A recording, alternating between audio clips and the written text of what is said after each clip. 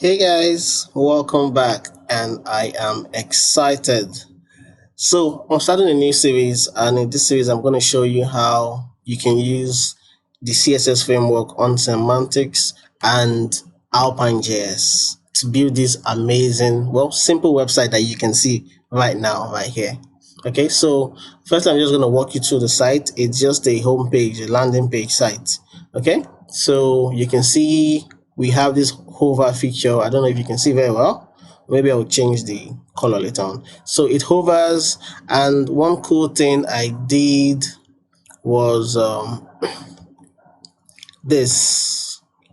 You can actually change the color of the shoe that you want. How cool is that? So you can actually change the color of the shoe that you want using ALPINE.JS, and I'm going to show you how you can implement that. Okay, so let's say you go into a store, you see this, and then you say, oh, I don't like this color, I want to get a different color. So instead of clicking and going to another page or something, you can just have it change here.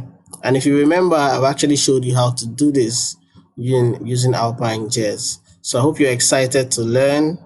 We're going to have an amazing time in this series. Oh, and yeah, this select size, don't worry, I'm going to add something there. I'm going to put a slider there. Okay, all right, so I hope you're excited to learn this series using HTML, CSS, on semantics, and ALPINE.JS. So I'll see you in the series.